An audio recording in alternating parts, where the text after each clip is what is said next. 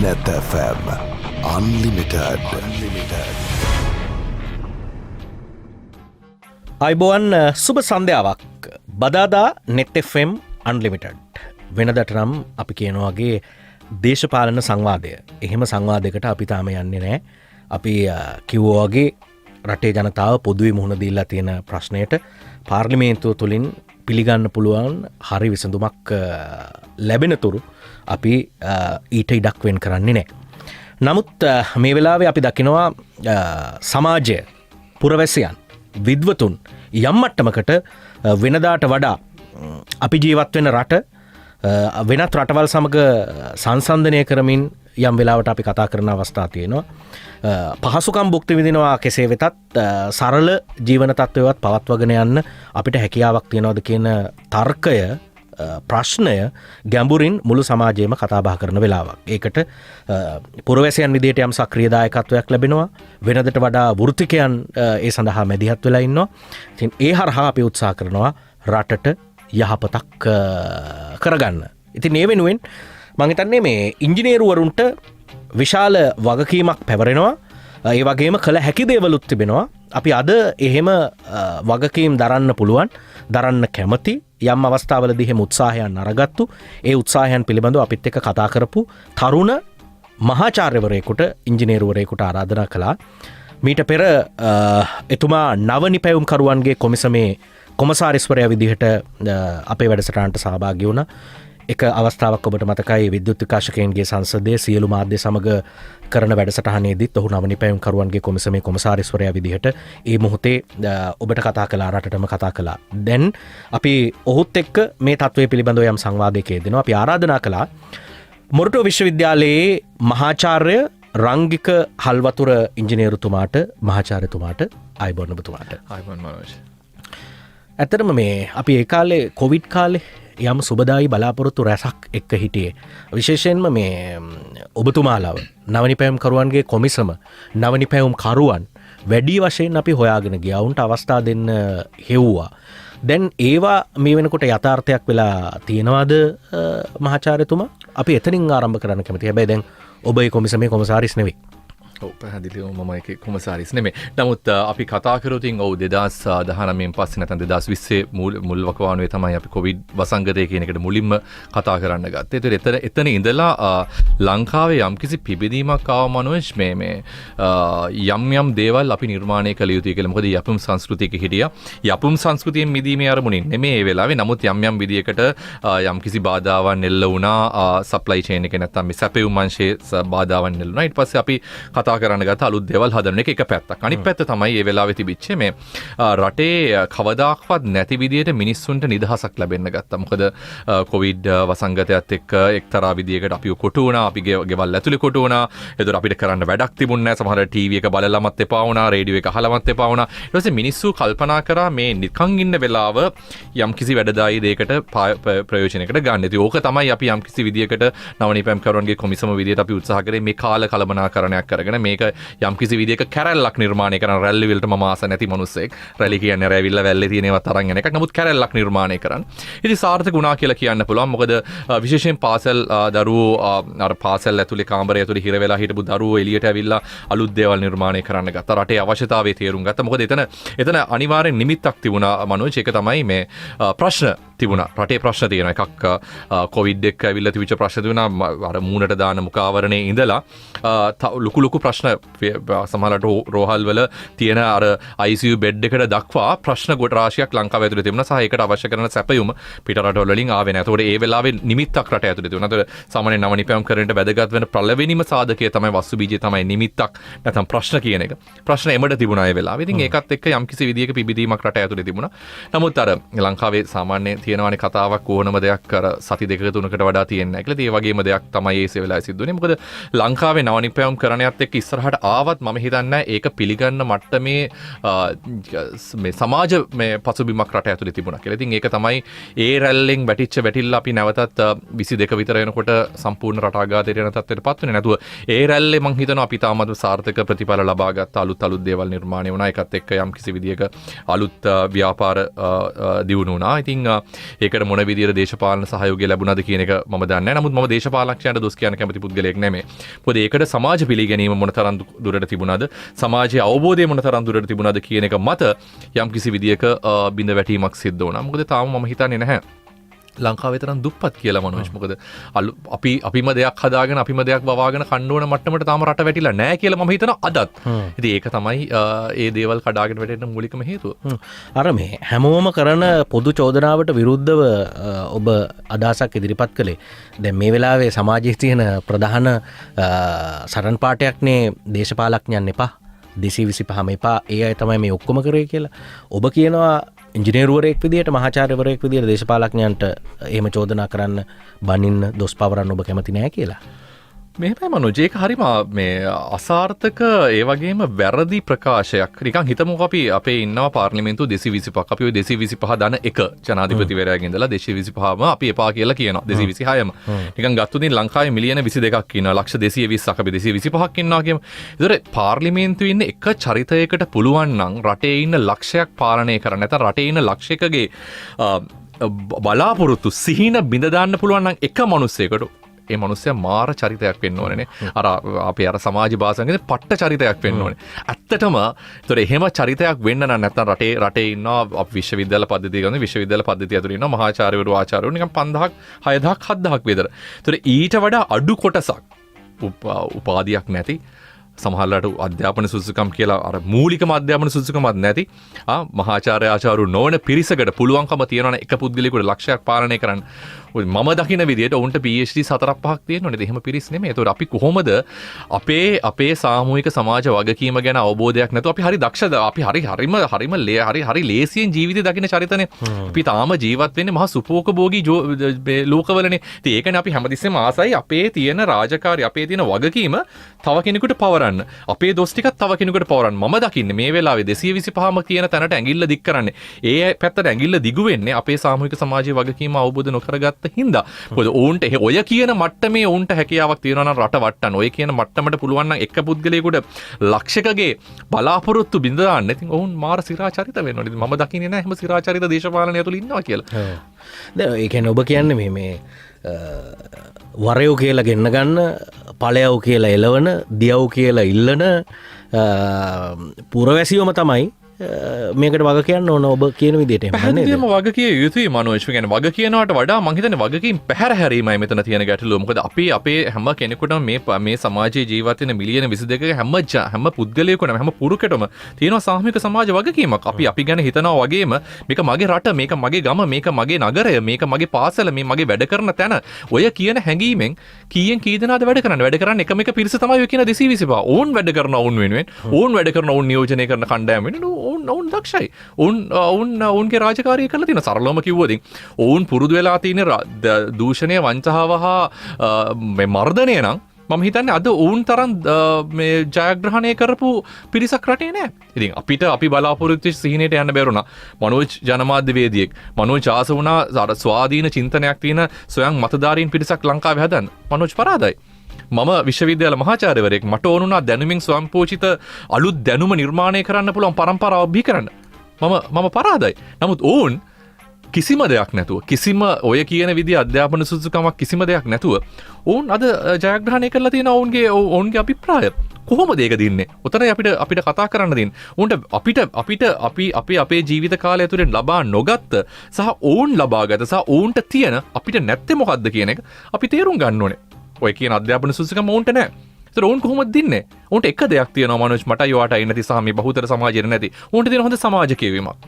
ඔවුන්ට හැකියාව තියෙනවා සමාජයත් එක්ක ගැටිලා, ඒ සමාජයේ තියෙන ගැටලුත් එක්ක ගැටිලා ඔවුන්ට හැකියාව තියෙනවා ඒ සමාජ කියවීමත් යන ඔවුන් ඒක ඒ මූලික සාධකය අරගෙන ඔවුන් අද සමාජයේ නැත්නම් ඔවුන්ගේ වපසරිය ඔවුන් ජයග්‍රහණය කරලා තියෙනවා. අපිට ඒ දේ නැතිවීම තුලින්, ඒ කියන්නේ අපිට හැමදේම තියෙනවා, අපි හැමදේම දන්නවා. නමුත් සමාජ කියවීමනේ අපි සමාජගත වෙන්නේ නැහැ. සමාජයෙන් මිදිලා ඉන්නේ. විශ්වවිද්‍යාල මහාචාර්යවරයා ඉන්නේ මහා ලොකු මේ ලෝගුවක් පොරෝගෙන හෙන මහා චරිතයක් විදියට ආරෝපණය කරගෙන ඉන්නේ. ඒක ඇතුලේ සමාජයෙන් අපි ඈත් වෙලා දින සමාජයේ තියෙන ගැටලු අපි දන්නේ නැහැ. සමාජයේ මිනිසුන්ගේ තියෙන හදගැස්ම අපි දන්නේ නැහැ. ඉතින් එතනින් එහා ඔය ප්‍රශ්න ගැන කතා කරලා වැඩක් නැහැ. මොකද අපි සමාජයේ ප්‍රශ්න වලට උත්තර හොයන්න බැඳිලා නැහැ.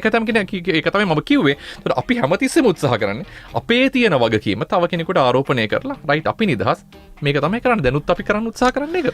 මේ අද දැන් පාරට බහැපු වෙලාවේ මහාචාර්යතුමා ත්‍රිවිල් රත රියදුරෙක් කියනවා මේ අපේ ප්‍රශ්න විසඳන්න කාටවත් බෑ.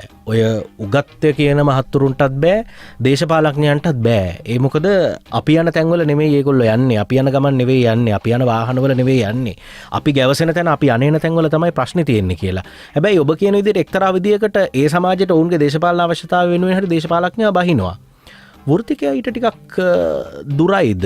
හැම වෘත්තිකයම නෙමෙයි. ඒක කොහොමද අපි ඛණ්ඩනය කරගෙන අපි කතා කරන්නේ? කියන්නේ පර්යේෂණ කරන කෙනා පර්යේෂණාගාරයේ විතරයිද සමාජය හඳුනන්නේ නැද්ද? මොකක්ද එතන තියෙන තත්ත්වය? සරලව ඔය ප්‍රශ්නට උත්තරයක් දුන්නදින් ඔව්. මං හිතන්නේ අපේ ත්‍රිවිල් රත ඒ රියදුරු මහත්මයා කියපු කතාව ඔහුගේ භාෂාවෙන් හරියටම හරි. ඒතර දේශපාලනයේ අම්සාක් දුරකට සාර්ථක වෙලා තියෙනවා. මොකද ඔහු ඔය කියන සමාජ මට්ටම් වලට යනවා. නමුත් නියම රටේ පරිපාලන යාන්ත්‍රණයේ රටේ පාලන යාන්ත්‍රණයේ යම්කිසි විදියකට පාලනය කර හැකි පිරිස, දැනුමක් තියෙන පිරිස, උගත්කම පැත්තකින් තියෙන බුද්ධිමත්කමක් තියෙන පිරිස, බුද්ධිමත්කම නිර්මාණය කර ගැනීමට අනිවාර්යෙන් ওই සමාජගත වීම අවශ්‍යයි. ඒතොර ඒ ත්‍රිවිල් රත රියදුරු මහත්මයා කියන කතාව ඉතාමත්ම වැදගත්. මොකද අපි මහා ලොකු පන්ති ભેදයක ඉන්නේ මනෝජ්. අපි මිනිස්සුන්ව මනින්නේ කොහොමද කියලා හිතන්නකෝ. මාව චරිතයක් විදිහට අපි චරිත නිර්මාණය කරන්නේ රට ඇතුලේ කොහොමද? ඔහු වඳින ෂර්ට් එකේ බ්‍රෑන්ඩ් එක වෙන්න පුළුවන්, දාන සපත් දෙක වෙන්න පුළුවන්, කොණ්ඩේ කපන තැන වෙන්න පුළුවන්, යන වාහනේ වෙන්න පුළුවන්, ඉන්න මන්දිරේ වෙන්න පුළුවන්. නමුත් ඔහුව කිසිම දවසක අපි අගය කරලා තියෙනවද? ඔහු සමාජයට පෙරලා දෙන දායකත්වය මත. පුංචි උදාහරණයක් ගමු. මනෝජ් ටෝනේ මනෝජ්ගේ යම්කිසි ඉංජිනේරුමේ කාර්යභාරයකට උපදෙසක් ගන්න. මනෝජ් මගේ ළඟට එනවා. මම කියනවා බෑ කියලා. මනෝජ්ට හෙට පුළුවන් මං වගේ ඉංජිනේරු තව 100ක් හොයාගන්න. නිකම් අනිත් පැත්තට ගත්තොත් මනෝජ්ගේ ගෙදර වැඩ කරන අපේ අම්මා කෙනෙක් නැත්නම් අපි හිතමු අපිට උදව්වට ඇවිල්ලා ඉන්න කෙනෙක් ඉන්නවා කියලා. ඒ මනුස්සයාට කියන්න බැරි වෙයි මනෝජ් මම හෙට එන්නේ නැහැ මහත්තයා කියලා. නමුත් හෙට එන්නේ නැහැ කියලා කිව්වොදින් මනෝජ්ට කොච්චර අමාරුද? මනුස්සයෙක් ඒ මනුස්සයව අපි ඒ මනුස්සයව වයින් කරලා තව කෙනෙක් වෙතෙන්ට ගේන්න. අපි ගමු පාරතු ගාන අපේ සහෝදර මහත්මයෙක්. ඒ මහත්මයා පාරතු ගානේ නෑ කියලා කියන්න බෑ. ඔහුටත් අර කියන විදියට බාගෙනින් පව එක තියෙනවා නම් වෛද්‍යවරයෙක් වගේම ලෙඩෙක්ව ප්‍රාණපේට තියාගෙන ගන්න. මං හිතන්නේ ඔහු සමාජයට දෙන දායකත්වය සමහරලාට මට වඩා වෛද්‍යවරයෙකුට වැඩි වෙන්න පුළුවන්. නමුත් අපි ඔහු අගය කරන්නේ නැහැ. ඔහු සමාජයට දෙන දායකත්වය මත නැත්නම් ඔහු දෙන වැලියු ඇඩිෂන් එක මත නැත්නම් අගය එකතු කිරීම මත අපි කවදාකවත් අගයන්නේ නැහැ. ඕක තමයි අර ත්‍රිවිල් රත රියදුරු මහත්මයා කියන්නේ. ඒතර ඒක දන්නේ නැතුව, ඒක ගැන අවබෝධයක් නැතුව අපි නිකන් සුරංගනා මාලිගාවල ඉඳලා මේ රටේ ප්‍රශ්න විසඳන්නවත් නැත්නම් මේ රටේ ප්‍රතිපත්ති සම්පාදනය කරන තැනට අපි යන්න උත්සාහ කරනවා නම් ඒක සිහිනයක්. ඔය සිහිනය තමයි අපි දැන් බොඳ වීගෙන යන්නේ මේ අවුරුදු 74ක් තිස්සේ. මේක අලුත් දෙයක් නෙමෙයි. මේක මේ අපිට එංගලන්තයෙන් ඇමරිකාවෙන් ඇවිල්ලා කියලා දෙන්න ඕන දෙයක් නෙමෙයි. අපි මේ පහුගිය දේශපාලන යාන්ත්‍රණය ඇතුලේ අපි හිටියේ මාර සැප පහසු තැනක. තාමත් මම හිතනවා රටේ අද මේ තියෙන දේශපාලන අර්බුදයත් එක්ක දේශපාලන අර්බුදයට එහා ගිහලා අද තියෙන ලොකු සමාජ අර්බුදයක් එක්ක අපි වෙනම කතා කරමු. නමුත් මේ සමාජ අර්බුදයේ ඇතුලේ තාමත් මම හිතන්නේ පෙලෙන්නේ තාමත්ම සීමිත ප්‍රමාණයයි. ඒතොර ඒ පෙලීම ඇතුලේ මම දකින්නේ නැහැ මේ පෙලීමෙන් එළියට එන්නේ රටට ආදරය කරන නැත්නම් මේ රට නිර්මාණය කරන්න ඕනේ, රට නැවත නැගිටවන්න ඕනේ කියලා ගැම්මක් මම දකින්නේ නෑ ඒක ඇතුලේ. එහෙම තියෙනවා නම් අර මේ දුක් විඳින දුගී ජනතාව යන පාරම වහගෙන මේ මිනිස්සුන්ටම ආයේ මේ තලා පෙරන්නේ නැහැ. ඒතොර එහෙම වෙන්න බෑ. මොකද අපිමයි අන්තිමට ගහගන්නේ. මොකද මේ ප්‍රශ්නේ නිර්මාණය කරේ දේශපාලකයන් නම් අපි ගහන්න ඕනේ පාර්ලිමේන්තුව ඉස්සරහට ගිහලා වට කරගෙන අපි කියන්න ඕනේ හරි මේ ටික හදලා දෙනකන් එක්කෙනෙකුටත් එළියට එන්න බෑ කියලා. එහෙම සටන් පාරයක් රට ඇතුලේ සටන් පාටයක් තිබුණත් ඒක ක්‍රියාවෙන් ඔප්පු වෙලා නැහැ රට ඇතුලේ. ආයේ නැවතත් මේ දුක් විඳින්නේ මේ දුකී දුප්පත් ජනතාව. ඒතර අපි මේ කතාව හරියට කියවලා තියෙනවද කියන එක පිළිබඳ ගැටලුවක් තියෙනවා මනෝජ්. මං හිතන්නේ තාමත් අපේ රට සූදානම් නැහැ ඔය කියන පෙරලියට යන්න. මොකද අපි තාමත් ඉන්නේ මහා සුපෝකභෝගී ජීවිතයක් ඇතුලේ. බහුතරයක් අඩුම ගානේ බහුතරයක්. ඒතර රටේ සමස්තයක් ප්‍රජාතන්ත්‍රවාදී රටක් නෙමෙයි. මේක සුළු පිරිසකට පාලනය කරන්න පුළුවන් තැනක් නෙමෙයි. ඒතර බහුතරයකට මේ රට නැවත ප්‍රතිසංවිධානය කරගත යුතුයි. මේක සංවර්ධනය කළගත යුතු කියන ගැම්ම මේ ලේ ඇතුළට යනකම් මනෝජ් මේක කරන්න බෑ. මේක අපි තව පල්ලෙහාට යනවා ඇරෙන්න තවත් ණයක් අරගෙන තවත් අපි ජොලියේ ඉඳී. නමුත් මේ ප්‍රශ්නෙන් ගොඩේමක් ගැන මම දකින්නේ. ඒක තමයි. දැන් ඔබ ඒක හොඳ තැනක ඉඳලා කතා කරනවා සමාජය විදිහට, අපි පුරවැසියෝ විදිහට මොනවද ඒ වෙනුවෙන් කරේ කියලා. අපි තාම පෙට්‍රල් ෂෙඩ් එක ළඟ පැය ගණන් ඉන්නවා. බවුසරේ එනකොට අපි හුරේ දානවා. අමාරුවෙන් තෙල් ටික ගහ ගන්නවා. ඒක දැන් ඊයේ වෙනකොට 8000 තිබිච්ච එක අද 10000ක් ගහනවා ගාන වැඩි වෙච්ච හින්දා පුළුවන් නම් ටැංකියක් පුරව ගන්නවා ගිහිල්ලා සුපුරුදු ගමන් ටිකම ගිහිල්ලා තෙල් ඉවරුනාට පස්සේ තව පැය 7-8ක් පොලිමේ ඉඳලා තෙල් ටැංකියක් පුරව ගන්නවා මේකෙන් ප්‍රශ්නේ විසඳෙනවද අපි තවමත් ප්‍රශ්නයක් දැනත් ප්‍රශ්නෙට උත්තරය හොයනවා වෙනුවට ඒ ප්‍රශ්නෙට මුහුණ තුඩු දීපු සාධක ටික අපි ළඟට ලං කරගන්න තමයි උත්සාහ කරන්නේ එහෙම නේද පැහැදිලිව මනෝජ් අපි නැවත ගියොතින් අපේ පුංචි කාලෙට නැත්නම් අපේ ළමා කාලෙට ගියොතින් මට තාම මතකයි මම බයිසිකල් එකකින් පාසල් ගියා සමහරලාට මගේ තාත්තා වැඩට නැත්නම් දුම්රියට ගියේ බයිසිකල් එකෙන් නමුත් අද මගේ තාත්තයි මාවයි ගතුනේ මම විශ්වවිද්‍යාලයට එන්නේ මගේ පෞද්ගලික වාහනයක දැන් මම නැවතිලා මම මගේ ජීවිතය සහ මගේ තාත්තගේ ජීවිතය නැත්නම් මගේ අවුරුදු 25කට 30කට ඉස්සෙල්ලා මගේ ජීවිතය සහ අද ජීවිතය ගතුනේ මට කියන්න පුළුවන් මම මාරම ජීවිතයක් ගත කරනවා හරි මම මාර මේ කියන්නේ මම මේ ස්වාම අර කෙනෙක් මොකද්ද කියන්නේ අපි මේ අර ලක්ෂරි ලයිෆ් එකක් ගෙවනවා කියලා. ඇත්තටම ගත්තොත් ඉතින් ඒ ලක්ෂරි ලයිෆ් එක ගෙවන්නේ මොකක් මතද? ඒ කියන්නේ අපි ඇත්තටම අපි ඒ දේ විඳින්න නැත්නම් අපි ඒ දේ ලබන්න අපි කැපද? අපි ඒ දේ ලබන්න කැපද? ඒතර ඒක ඇතුලේ අපි මොනවද කැප කරගත්තේ? ඒක අපි ඒක ලබන්න කැපද? ඒ වගේම අපි ඒ වෙනුවෙන් මොනවද කැප කරලා තියෙන්නේ? අපි මේ රටෙන් ගත්ත දේට හරියන දෙයක් අපි නැවත දීලා තියෙනවද? මම මගේ පාසල් ජීවිතේ නම කියලා කිව්වොත් මම පාසල් ගියේ බයිසිකල් එකෙන්. මගේ තාත්තා ගියේ බයිසිකල් එකෙන්. නමුත් අද වෙනකොට බයිසිකල් එකක යනවා කියන එක නිකන් දුප්පත්කමක්. ඒ කියන්නේ පයින් යනවා කියන එක මිනිස්සෙක් දුප්පත්කමක්. සරප්පු දෙකක් දානවා කියන එක දුප්පත්කමක්. ඒ කියන්නේ එක විදිහකට පන්තිය මනින සාධකයක් කරගෙන. අනිවාර්යයෙන්ම. ඒතකොට දැන් ඕකනේ ගැටලුව තියෙන්නේ. ඒතකොට මේ සමාජයේ මම නැවතත් එන්නේ අර ඉස්සෙල්ලා වහපු ප්‍රශ්නෙට මම දීපු උත්තරයත් එක්ක මේ සමාජයේ මිනිස්කම කියන එක නැත්තම් මිනිහෙක්ගේ දායකත්වය මනින්න උත්සාහ කරන්නේ බාහිර ප්‍රතිරූපයත් එක්ක. ඉතින් ඕකනේ ලංකාවේ යම් ශේෂ්ත්‍ර කීපයක් විතරක් ඉලිප්පිලා තියෙන්නේ.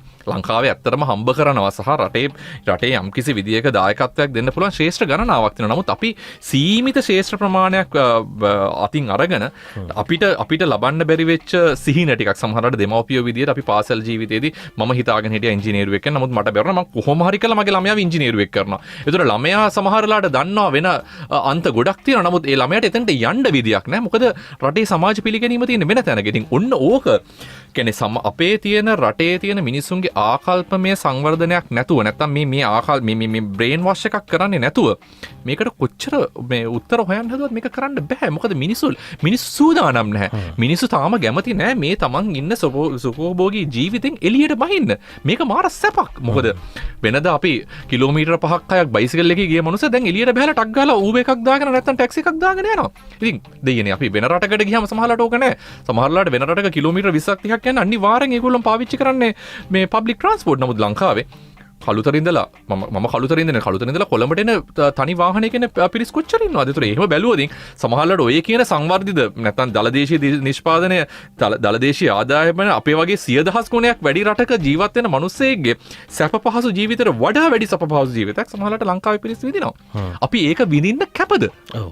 දැන් එතකොට අපි අපේ කාර්යභාරය අපි මෙහෙම කතා කරමු. ඒ සඳහා ඉංජිනේරුවරයාගේ කාර්යභාරය මොකක්ද? ඒ කාර්යභාරය ඉෂ්ට කරලා තියෙනවද? අපි පහුගිය දවස්වල සමාජ මාධ්‍ය සංසරණය වෙනවා දැක්කා. මේ දියුණු රටක් කියලා කියන්නේ දුප්පත් මිනිහත් අමාරුවෙන් කාර් එකක් අරන් ගමනක් යන රටක් නෙවෙයි. සල්ලි තියෙන මිනිහත් පොදු ප්‍රවාහන සේවය නැගලා ගමනක් යන රටක් කියලා. ඒක බැලුබැල්මටම තේරෙනවා. දුප්පත් මිනිහා අමාරුවෙන් ලීසියක් දාලා කාර් එකක් අරගෙන සුඛෝභෝගී ජීවිතයක් ගත කරනවා. දියුණු රටවල මිනිස්සු එහෙම කරන්නේ මේ බස් එක නැගලා කෝච්චිය නැගලා ගමනක් යනවා. දැන් මේ රට ගොඩනැගීමේදී ඉංජිනේරුවරුන්ටත් තියෙන ලොකු කාර්යභාරයක්. ඒ ගැන ඔබේ කියවීම මොකක්ද මහාචාර්යතුමා? මනෝජ් ප්‍රශ්න ඇහුවොතින් මම ඉතාමත්ම අසරණ වෙනවා. මොකද ඉංජිනේරුවරයෙක් විදිහට සහ ඉංජිනේරුවන් බිහි කරන විශ්වවිද්‍යාලයක මහාචාර්යවරයෙක් විදිහට මම හිතන්නේ මහා ආත්ම කියන්නේ මම ගැන ස්වයං විවේචනයක් තියෙනවා. අපි අපේ රාජකාරී හරියට කරලා තියනවාද කියන එක. අපි හැමතිස්සෙම හරි දක්ෂයි ඇඟිල්ල දික් කරන අනිත් පැත්තට. නමුත් ඇඟිලි 4ක් අපේ පැත්තට දිගු වෙනවා කියන එක අපි දන්නේ නැහැ. මේකට කරුණු කාරණා ගොඩක් තියෙනවා මනෝජ්. එකක් තමයි කියන්නේ සමහරවිට අපේ ඉංජිනේරුවරු තමන්ගේ විෂය දැනුම ඉතාමත්ම හොඳයි. හොඳටම හොඳයි. නමුත් ඔවුන්ට අර තියෙන සමාජ කියවීම නැතිවීම සහ අපේ එකන කොන්ෆිඩන්ට් එක කියන්නේ අපි හිතන්නකෝ දැන් මම ඉංජිනේරුවෙක් විදියට මගේ කොන්ෆිඩන්ට් බිල්ඩ් අප් කරන්න නැත්නම් මම කොහොමද මගේ වෘත්තිය පිළිබඳව යම්කිසි විදියක අනන්‍යතාවයක් නිර්මාණය වෙන්නේ දැනුමට වඩා තමන්ගේ තියෙන අත්දැකීම් එක්ක. අත්දැකීම් විවිධාකාරයිනේ මනෝජ්.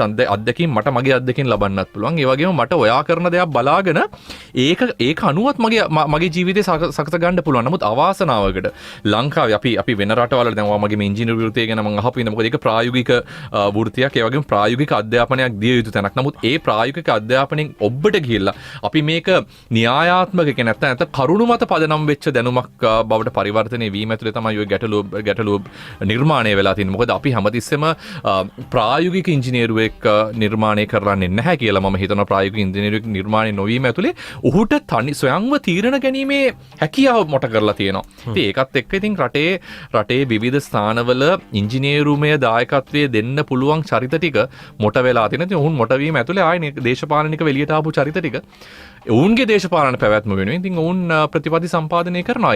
ඒක කළ යුත්තේ ඉංජිනේරුවා. නමුත් ඔහු ඒ තරම් ශක්ති සම්පන්න නෑ මානසිකව සහ ශාරීරිකව ඒ දේ කරන්න. ඉතින් ඒක ඇතුලේ ඇයි එහෙම වෙලා තියෙන්නේ ඔබ කියන්නේ? ඉතින් මම දකින දේ තමයි ඇත්තටම පළවෙනිම දේ. මම මගේ විශ්වවිද්‍යාල ජීවිතයේදී මට තාම මතකෙන් මට මගේ ආචාර්යවරු උගන්වපු විෂය දැනුමට වඩා මට ගොඩක් මතක තියෙන ඔවුන්ගේ අත්දැකීම් හුවමාරු කරගත්ත එක.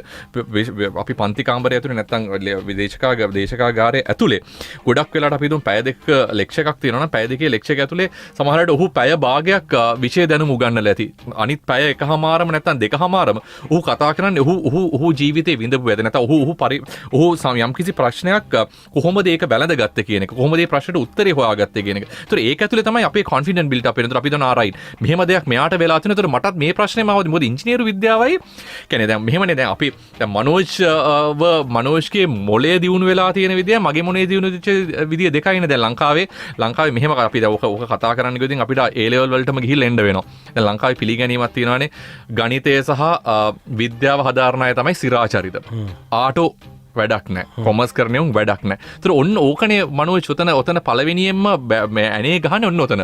ඒතර දැන් අපි ගත්තොත් යම්කිසි දෙයක් දැන් අපි දැන් වෛද්‍යවරයෙක් ගැටලුවක් බලන විදිය මම ගැටලුවක් බලන විදිය මනෝජ් බලන විදිය අංශ තුනක්.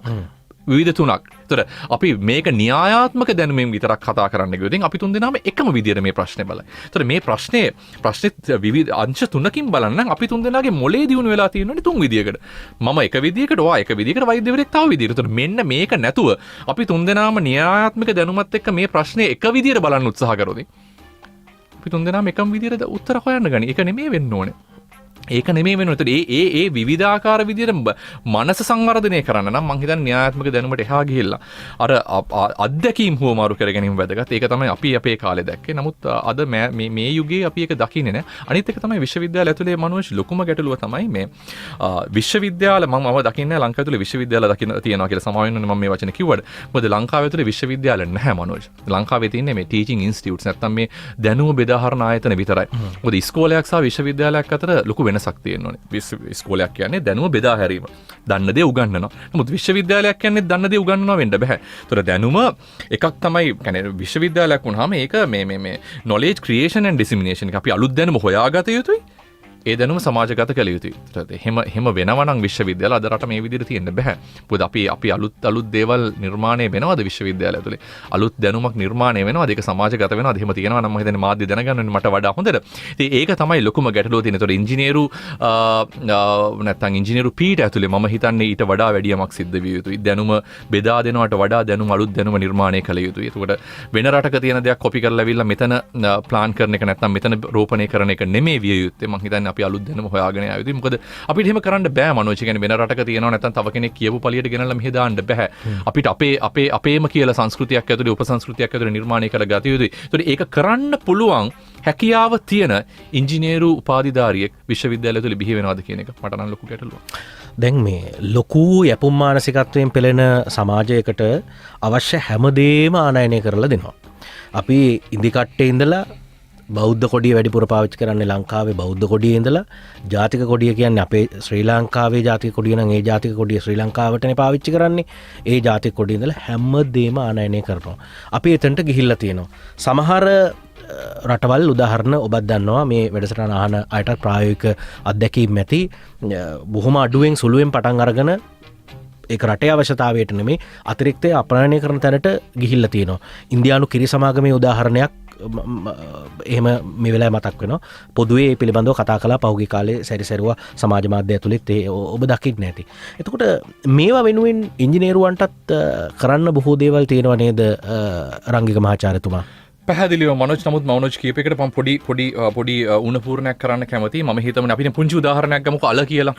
ඉන්දියාවෙන් අල වවන්න පුළුවන් නම් අල වවලා ලංකාවට රුපියල් 50ට ගේන්න පුළුවන් නම් මම කැමති නෑ ලංකාවේ මොනතරම් හැකියාව දුනත් රුපියල් 150ක් වෙනකන් අල වවන්න රුපියල් 150ක් වියදම් කරන්න මම කැමති නෑ. ඒතකොට අපිට අල නැතුව අපිට ඉන්දියාවත් එක්ක තරඟ කරන්න පුළුවන් නිර්මාණයක් නැත්තම් භෝගයක් ලංකාව ඇතුලේ තිබිය යුතුයි. ඒ ඉඩමේ ඊට වඩා අපිට මේ ප්‍රයෝජනයක් ගත හැකි මට්ටමට අපි පත් කරගත යුතුයි. ඒතර මම කියන්නේ නැහැ අපි ඉන්දියාවේ කිරි හදනවා කියලා අපිත් කිරි හදිය යුතුයි කියලා. ඒතර අපි මං හිතන්නේ දැන් මේක රටේ ලෝකේ තරඟයක් තියෙනවා නේද? ලෝක තරඟකාරී ලෝකයක විවෘත ආර්ථිකයක් ඇතුලේ අපිට යන්න බෑ.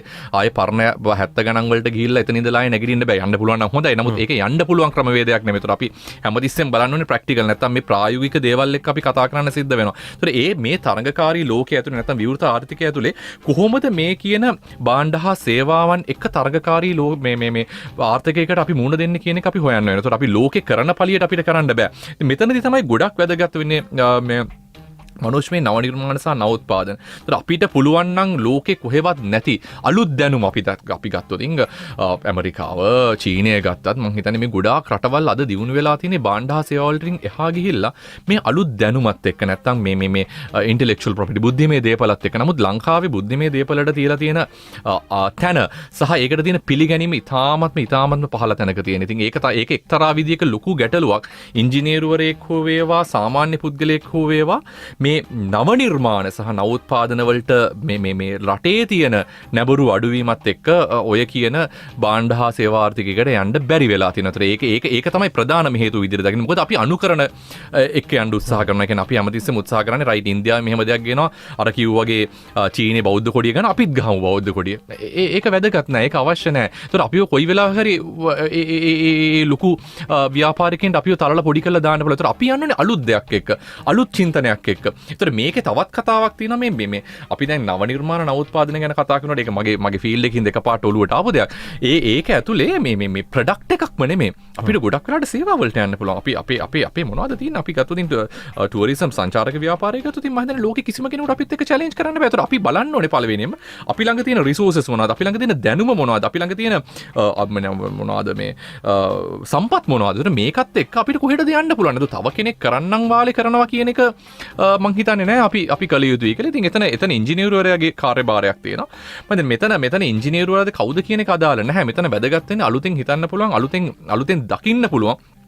එතනින් ඔක්කොට මෙහා ගිහිල්ලා මනෝජ් වැදගත්ම කාරණේ තමයි අපිට රිස්ක් එකක් ගන්න පුළුවන් වෙන්න ඕනේ. මොකද මේ තාරුණ්‍ය හරිම අර සුකුමෝල ජීවිත ගාන තාම මේ තාරුණ්‍ය ඇතුලේ මම දන්නේ අපේ අත්වල තාම කරගට තියෙනවා.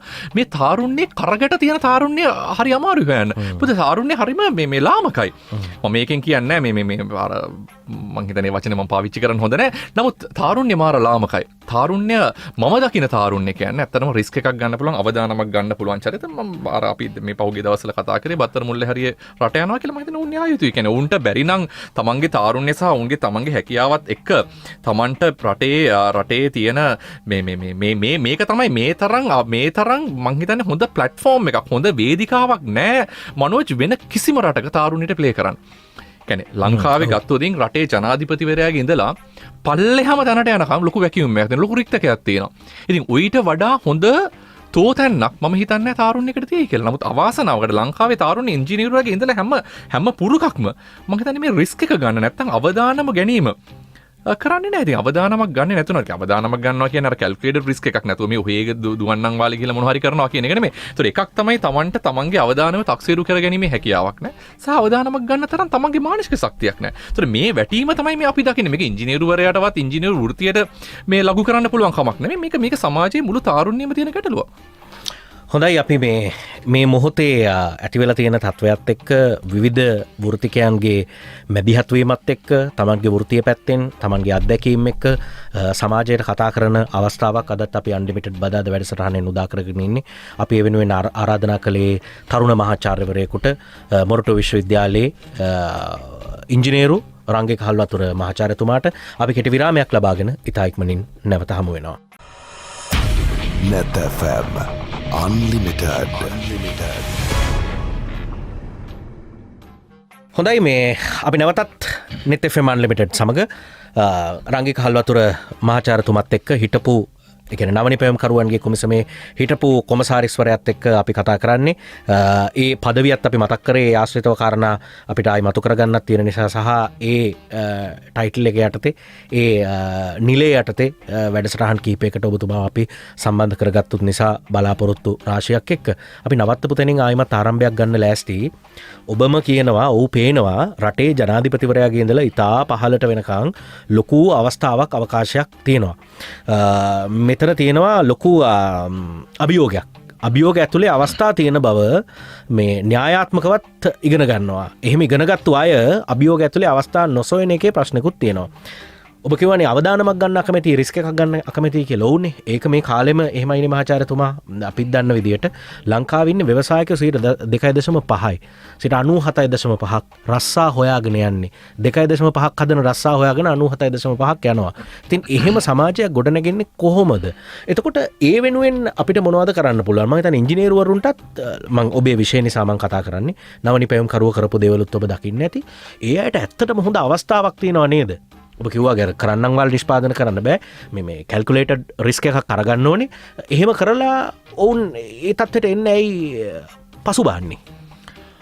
මනුෂ්‍යෝකට බලපාන කරුණුකාරණා ගොඩක් තියෙනවා. එකක් නෙමෙයි මේක අපිට සරලව විග්‍රහ කරන්න පුළුවන් කමක් ලැබෙන එකක් නැහැ. නමුත් අපි ගත්තොත් යම් කිසි විදිහක තාරුණ්‍යයට අවශ්‍යතාවයක් තියෙනවා නම් අලුත් යමක් එක්ක අලුත් නිෂ්පාදනයකට නැත්නම් අලුත් ව්‍යාපාර ලෝකයක් එක්ක තමන් අර කියන කැල්කුලේටඩ් රිස්ක් එක නැත්නම් මේ ගණනය කරපු අවදානමක් එක්ක යන්න තියෙනවා නම් මම හිතන්නේ ලංකාවේ ඕන රටක මම හිතන්නේ ඒ අවස්ථාව තියෙනවා. ඒතර ලංකාව කියන තැන ලොකු අපසරයක් තියෙනවා. මම කිව්වා වගේ ජනාධිපතිවරයාගේ ඉඳලාම පල්ලෙහාටම අපි දන්නේ ඊළඟ ජනාධිපති කවුද කියලා. ඒතර ඒ තත්ත්වයක් තියෙන රටක් මේ අපි කතා කරන. නමුත් අපි කවුරුත් දැන් අපි ඇහුවදින් අපි මේ දවස්වල තියෙනවනේ උද්ඝෝෂණ හැමතැනම අපි ඔය කිසිම උද්ඝෝෂණයකට ගිහලා මෙතන ඉන්නවා නම් අත උස්සන්න කියලා ඊළඟට ජනාධිපති වෙන්න කවුද කැමති කියලා මම හිතන්නේ අපි දක්ෂයි කෑ ගහන්න අපි දක්ෂයි මේ කියන. නමුත් ඒ රෙස්පොන්සිබිලිටි එක ඒ අවදානම වගකීම ගන්න මේ අපි පෙළඹෙන්නේ නැහැ. ඉතින් ඕක ඒක තමයි ප්‍රධානම ගැටලුව විදිහට දකින්න. කියන්නේ අපි තාම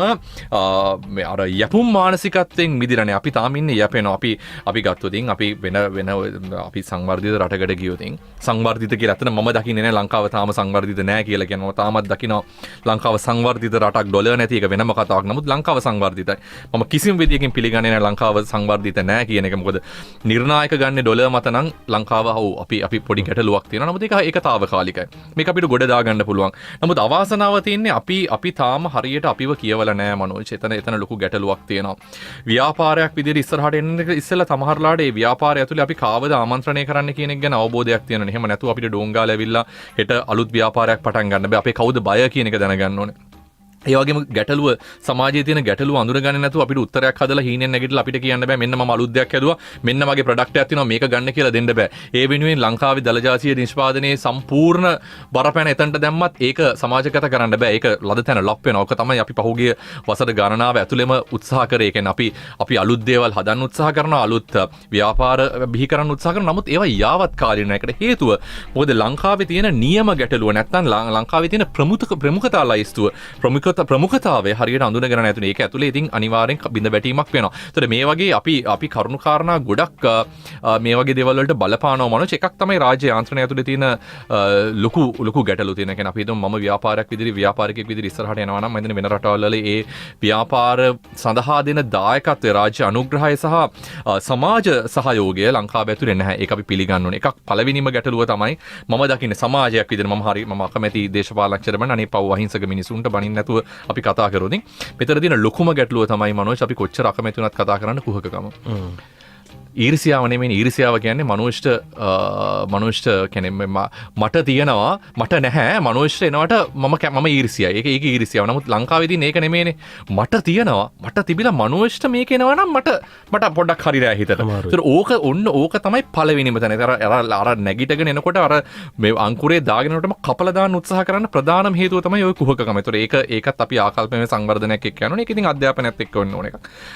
ඒකට අපි මොනතරම් දුරට සූදානම්ද කියන එක පිළිබඳ ගැටලුවක්. නිකන් අපි සරලව හිතුවදී මනෝජ් මේ කියන්නේ අපි හිතමු නිකන් හරි අපි ණය නැහැ. අපි ණය නැහැ දැන් අපි හොඳයි අපේ වියදම සහ ආදායම බැලන්ස් අපි කාටවත් ණය නැහැ. එහෙම කියලා අපි දැන් පටන් ගත්තොත් හරි මම හෙට ඉඳලා මොකද කරන්නේ හෙට ඉඳලා ණය නොයන්න මොකද්ද කරන්නේ පවුල ඇතුලේ අපි මේ රට පැත්තකට දාමුකෝ. ඒක කරන්න මම මොකද්ද කළ යුත්තේ? මම මගේ රටෙන් ගන්න දෙයට නැත්තම් මම ව්‍යාපාරයක් කරලා මම දෙන දායකත්වයට කියන්නේ මම ගන්න දෙයට සරියන දායකත්වයක් මම මේ රට ඇතුළට දෙනවද නැත්නම් ව්‍යාපාරයක් ඇතුළත එච්චරයි. මොනවා හරි දෙයක් කරනකොට මම ගන්න දෙයට සරියන දෙයක් දෙනවද? මේක බැලන්ස් එක තියෙන දන්න දරිනද? මේක මේ මහා ලොකු මේ අමුතු කතාවක් නෙමෙයිනේ මනෝජ් කතා කරන්නේ. ඔය ගැන හරි අවබෝධයක් නැතිවීම ඇතුලේ ව්‍යාපාර බිඳ වැටෙනවා. මොකද ව්‍යාපාර අපි කියන්නේ අපි කියන්නේ එකක් අධ්‍යාපන ක්‍රමය ඇතුලේ ලොකු ගැටලුවක් තියෙනවා. ඒක අපි ආයෙ ලඝු කරොත් අධ්‍යාපන ක්‍රමයේ ලොකු ගැටලුවක් තියෙනවා. ඔව් ඒක පිළිගන්නවා. අර කැල්කියුලේටඩ් රිස්ක් එක නැත්තම් අවදානම් ගැනීමේ තරම් අපි මනස දියුණු කරලා නැහැ. එතන ලොකු ගැටලුවක් තියෙනවා. අනිත් එක තමයි මේ රාජ්‍ය යාන්ත්‍රණයේ තියෙන අඩුලුහුඩුකම් අනන්තයි අප්‍රමාණයි.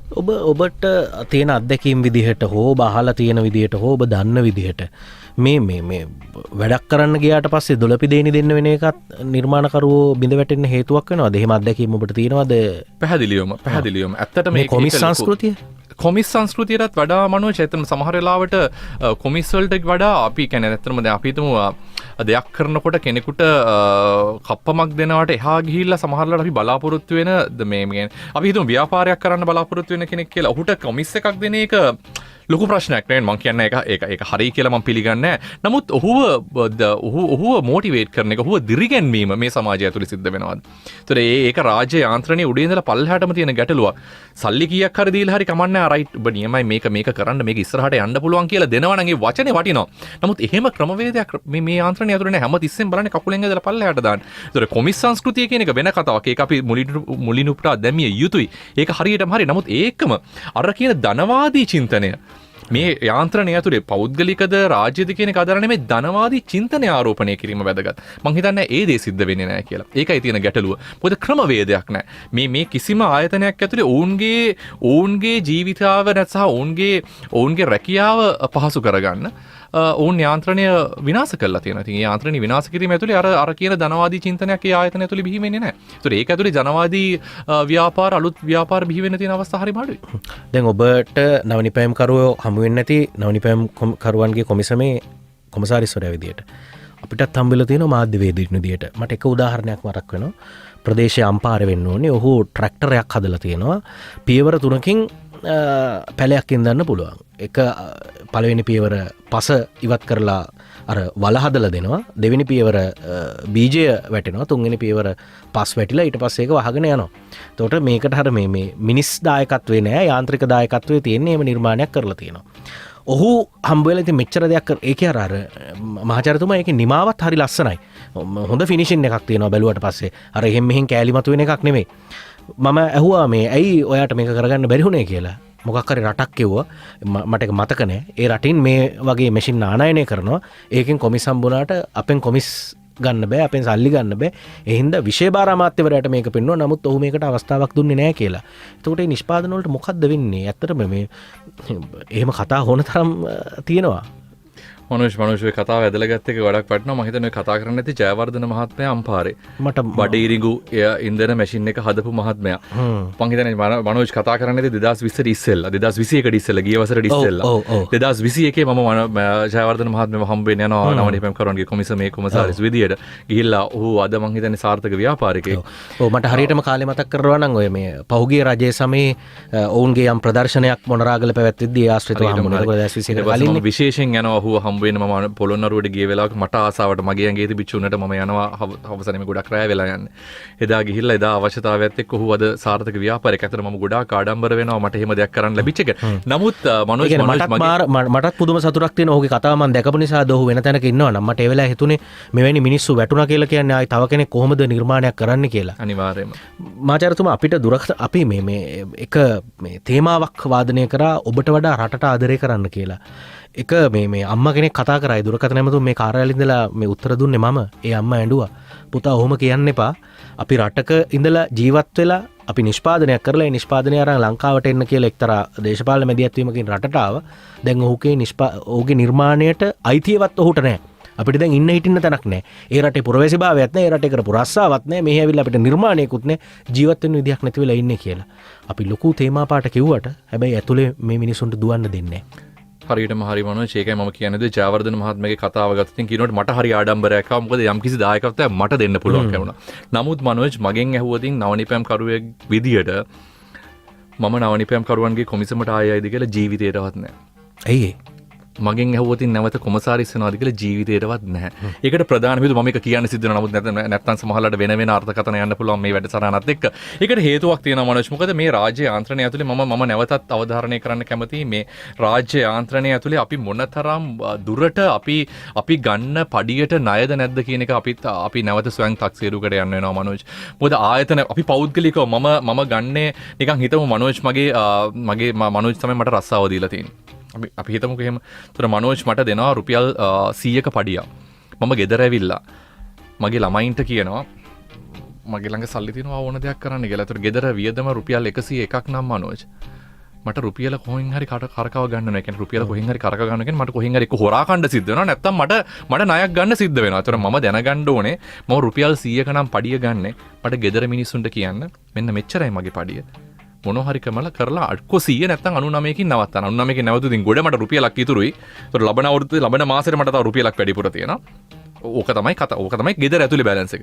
ඒ වගේම මනෝජ් ගත්තොත් මනෝජ් තමයි මට රුපියල් 100ක මේ පඩියක් දෙන්නේ. මනෝජ්ගෙන් රුපියල් 100ක පඩියක් අරගෙන මම මනෝජ්ට අනිත් අතට පෙරලා දෙන්නේ 99 නම් මනුෂ්‍ය දුවන්න විදියක් නැහැ. ඕක තමයි මනෝජ් මේ සමාජයේ තියෙන යථාර්ථය. ගෙදර ඇතුලේ ප්‍රශ්නයක් තියෙනවා. මම ගෙදරට ගෙනින් රුපියල් 100 මම රුපියල් 101ක් වියදම් කරන්න උත්සාහ කරනවා. මම ආයතනයෙන් රුපියල් 100ක මට පඩියක් දෙනවා. නමුත් මම ආයතනයට රුපියල් 100ක් අනිත් අතට පෙරලා දෙන්නේ නැහැ. එහෙම නැතුව කොහොමද මනෝජ් ගේ උඩට යන්නේ? අපේ රට උඩට යන්නේ හැමදාම දවසින් දවස පඩියෙන් පඩිය පල්ලෙහාට බහින්නෝනේ.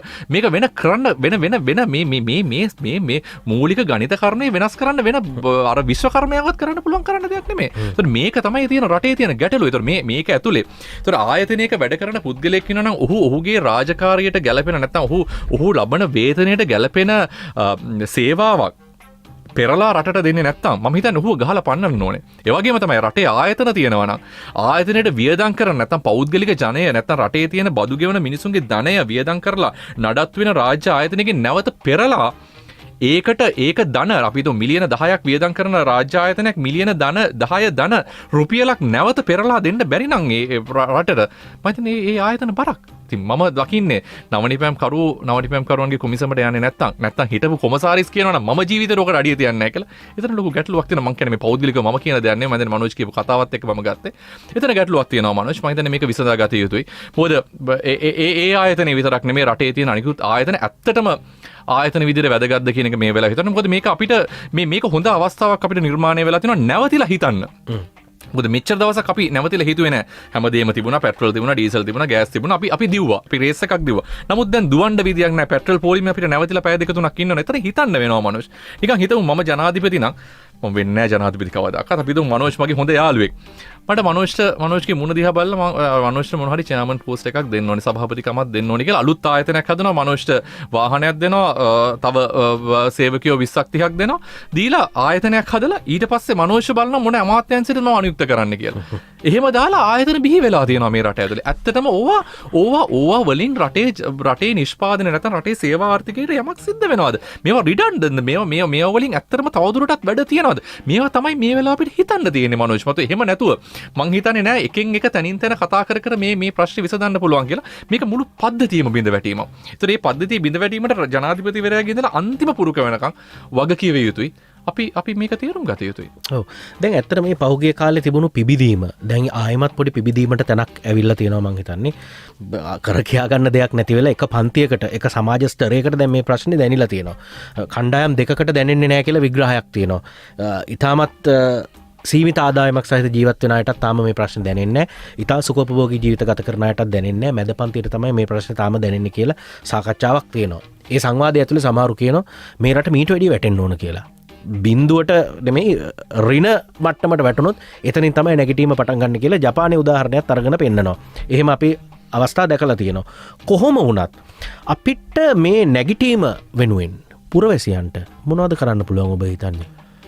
මනුෂ් මේ ගත්තට කතාවට ගත්ත මේ ප්‍රියම්බල් එකත් එක්කම කතා කරන්න ගත්තොත් අපි වැටෙනවා වැටිය යුතුද මොකද්ද කියන අපි නිකන් හිතමුකෝ දැන් අපි නැවතිලා දැන් මොකද වෙන්නේ රටට වෙන්න පුළුවන් ක්‍රම මම දකින්න අන්ත දෙකක් අපි මේ අන්ත දෙක ගැන කතා කරමු එකක් තමයි අපි අර අපේ භාෂාවෙන් ඉතින් කෙලම වෙලා යනවා කියලා කියමු ඒක යනවා කියන එක හරි කියන්නේ හරි මේ කියන්නේ සංවේදී කතාවක් නිකන් හිතමු දැන් මේක මීට වඩා දරුණුවට වැටෙනවා කියලා කියන්නේ මනෝජ් දැන් සමහරලාට මගේ ගෙදර 3 වේල කනවා මට ගැටලුවක් නැහැ මගේ වාහනේ තාම පෙට්‍රල් ටික දුවනවා මම මොන හරි පොලිමේ ඉඳලා ගහ ගන්නවා ඒකම අපි දකිනවා පාරේ අර මේ පොඩි දරුවව මේ රෝහලට ගෙනියන්න නැතුව මිය යන මේ පුවත් අපි එමට දකිනවා. ඒතර සමාජයේ සර දෙකක් අපි තාම දකිනවානේ. ඒතර මේ ගැටලුව තාම දකින්නේ එක්තරා සුළු පිරිසකට තාම මං හිතන්නේ බහුතරයකට නියම විදියකට මේ ගැටලුව තේරුම් බේරුම් ගෙන නැත්නම් හදවතට වැදිලා තියෙනවා කියලා මම දකින්නේ.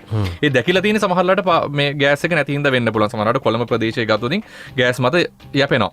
ගම්බදව ගියොත් මම හිතන්නේ ගෑස් කියන එක ප්‍රශ්නයක් නෙමෙයි. උන් ගෑස් පාවිච්චි කරන්නේ නැහැ. ඒතකොට ඌන්ට තාම මේ රටේ ගැටලුවක් තියෙනවා කියලා දකින්නේ නැහැ. ඒතකොට ඔහොම තියෙන තැනක අපි මේක වැටෙනවා කියලා දකින්නේ මනෝජ් මගේ ගෙදර 3 වේල ඉදෙනවා. මනෝජ්ගේ ගෙදර 3 වේල ඉදෙනවා.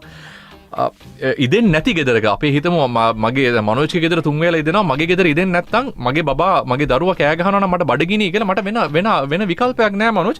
පිහියක් අරන් ඇවිල්ලා මනෝජ්ගේ ගෙදර මනෝජ්ගේ බිරිඳට පිහිය බෙල්ලට තියලා ගෙදර මුට්ටි උස්සගෙන යන්න මට සිද්ධ වෙනවා. මොකද මගේ දරුවා බඩගින්න ඉන්නේ. මට වෙන විකල්පයක් නැහැ. අන්න එතන තමයි මේකේ තියෙන බරෑරුම්ම වැටීම විදිහට දකින්න. එතනටත් යන්න පුළුවන්. එතනටත් යන්න පුළුවන්. මොකද දැන් මේ වෙනකොටත් ඇත්තටම ලංකාවේ law and order මේ අපේ නීතිය හා සාමය කියන එක බිඳ වැටලා මේක පොලිසියටවත් හමුදාවටවත් පාලනය කරන්න බැරි මට්ටමකට ඇවිල්ලා. ඒක තමයි අපි දකින්නේ අපි ගැටෙනවා කියලා මම කිව්වේ. ඒක ඉස්සෙල්ලත් මම කිව්වේ මේ දැන් ගැටීම පාරේ තියෙන්නේ දුප්ප සහ දුප්පත. නැත්තම් මේකෙන් මේ ප්‍රශ්නේ බැටකන පිරිස අතර ප්‍රශ්නයක්. එහෙම නැතුව අනිත් පිරිස් තාම මම හිතන්නේ මේකේ සමාජයේ තාම වැජබෙනවා. අර මධ්‍යම පාන්තික කණ්ඩායම සීග්‍රෙන් කඩාගෙන පල්ලෙහා අර තුන්වෙනි පන්තියට වැටිගෙන යනවා. නමුත් උඩම ඉන්න පන්තිය තාම ඒගොල්ලොන්ගේ ඒ ලක්ෂරි ලයිෆ් එක ගෙවනවා. ඒතකොට මේක තමයි වැටීමේ තියෙන බරපතලකම. එක පැත්තක්. අපි අනිත් පැත්ත මොනවා හරි විදියකින් ආණ්ඩුව සහ මේ තියෙන දේශපාලන යාන්ත්‍රණය පිටරටත් එක්ක තියෙන යම්කිසි බැඳීම් එක්ක අපි හිතමු තව බිලියන 10ක විතර ණයක් ගන්නවා කියලා. බොහොම හොඳයි. හෙටින් ඉඳලා ඩීසල් ටිකයි, පෙට්‍රල් ටිකයි, ගෑස් ටිකයි කෑම ටිකක් දෙයියනේ කියලයි. අපි වැව්වද නැද්ද කියන එක අදාළ නැහැ. කොහොමද දැන් වැව්වත් අපිට මාස 3-4ක් යනවා කෑම ගන්න. ඒතර අපිට අනිවාර්යෙන් ගේන්න සිද්ධ වෙනවා. ඒතර අපි නැවතත් ආනයන ආර්ථිකයකට යන්න සිද්ධ වෙනවා. ඒතර අපි නැවතත් අපි දන්නේ නැතුව. ඒ කියන්නේ මම දන්නේ නැහැ මට ඩීසල් ටිකයි පෙට්‍රල් ටිකයි එන්නේ මේ ණයට කියලා. මම ආයේ අර හොඳ සතුටුජායි ජීවිතයක් කිසිම දෙයක් අමතක කරලා ඔක්කොම දේවල් අමතක කළා දාලා මම ගෙවයි. නැවතත් අවුරුදු 3-4කින් අපි මේ ක්‍රමයේ වෙනස් නොකරුවොතින් මනෝජ් මම මේ කියන්නේ අපි නැවත සේවා හා නිෂ්පාදන ආර්ථිකයක පණ ගැන්නුවේ නැති වුණොතින් ඒ කියන්නේ අපේ සේවාවන් සහ නිෂ්පාදනයන් අපි නැවත එළියට ඉස්සුවේ නැති වුණොතින් තව අවුරුදු 2-3කින් තව බිලියන 10කින් 20කින් අපි රට ණය වෙලා. ඒතර අද ඉන්නවටත් වඩා භයානක තත්වයකට අවුරුදු 2-3කින් පත් වෙනවා. මට තියෙන බය අන්න ඒක. අර බෙල්ලට පිහිය තියෙන එකට වඩා මම බයයි දකින්න අන්න අර කතාව. ඒ කියන්නේ තව අවුරුදු 2-3කින් අපිට ජීවිතේටවත් නැගිටින්න බැරි මට්ටමකට පත් වෙනවා. මම හිතන්නේ ඔන්න ඕක තමයි අපි තේරුම් ගත යුතු වෙන්නේ. ඔබ මේ ඉංජිනේරුවරයෙක් විදිහට ක්ෂේත්‍රයේ ඉන්න මේ දේවල් දකින මහාචාර්යවරයෙක් විදිහට දැන් අපි දන්නවා ඔබ කිව්වා වගේ ණය වුණොත් එක්ක ණයට ගන්න ඕන නැත්නම් උපයන්න ඕන. දැන් අපි කරන්නේ ණයට ගන්න එක ඉපීම ප්‍රමාණවත්ද කියන ප්‍රශ්නේ. රට ඇතුලේ අපනයනයක් වෙන්න රට ඇතුලේ අවශ්‍යතා ආනයනය කරන වෙනුවට සම්පුරා ගන්න නිෂ්පාදන සේවා නිපදවීමක් රට ඇතුලේ සිද්ධ වෙනවද යම් පෙළඹීමක් තියෙනවා කියලා ඔබට පේනවද මහාචාර්යතුමා? දැනට මම දකින්නේ නැහැ මනුෂ්. ඒක අපි ඒ යාන්ත්‍රණය නිර්මාණය කරගත යුතුයි. එකක් තමයි මේ තියෙන රාජ්‍ය පරිපාලන යාන්ත්‍රණය ඇතුලේ ඒකට තියෙන අවස්ථාව ඉතාමත් මාල්පේ. අපි නිකන් සරල උදාහරණයක් ගත්තොත් ලංකාවේ කටුනායක ගුවන්තොටුපලින් මේ පොළවට පය තියෙන සංචාරකයෙක්ව රවුමක් ගෙනහිල්ලා සතුටු කරලා කටුනායක එයාපෝට් එකට නැත්නම් කටුනායක ගුවන්තොටුපළට බස්සන්න පුළුවන් ක්‍රමවේදයක් මේ රට ඇතුලේ තියෙනවා. රාජ්‍ය පරිපාලනය ඇතුලේ, රාජ්‍ය යාන්ත්‍රණය ඇතුලේ. මම කියනවා නෑ කියලා.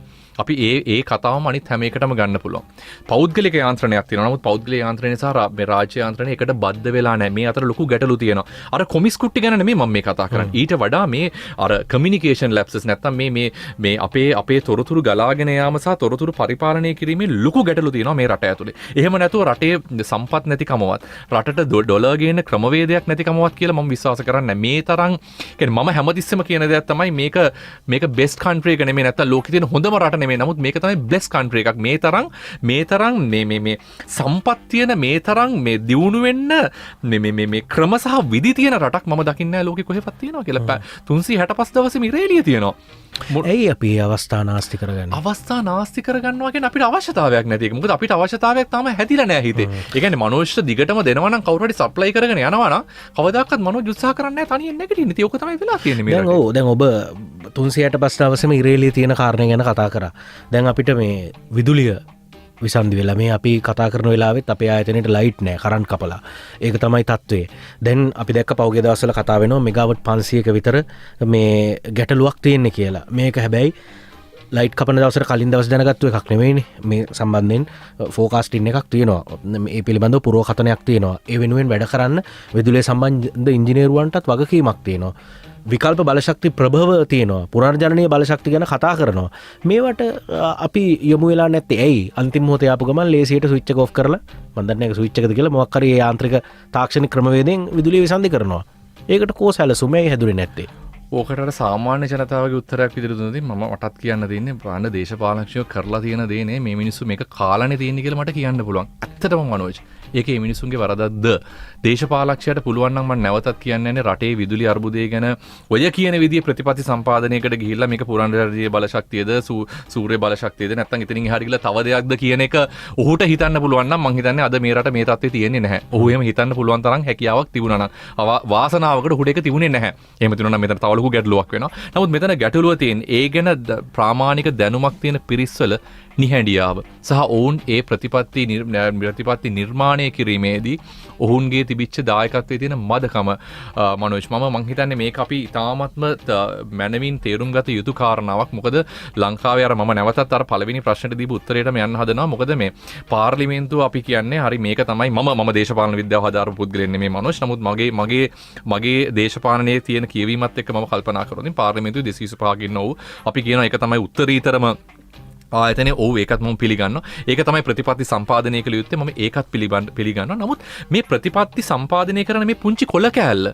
නිර්මාණය කළ යුත්තේ. ඒක නැත්තම් මේක ලිවිය යුත්තේ නැත්තම් මේ ගැන යම්කිසි විදිහට පරිශ්‍රණයක් කළ යුත්තේ දේශපාලකයන් නෙමෙයි.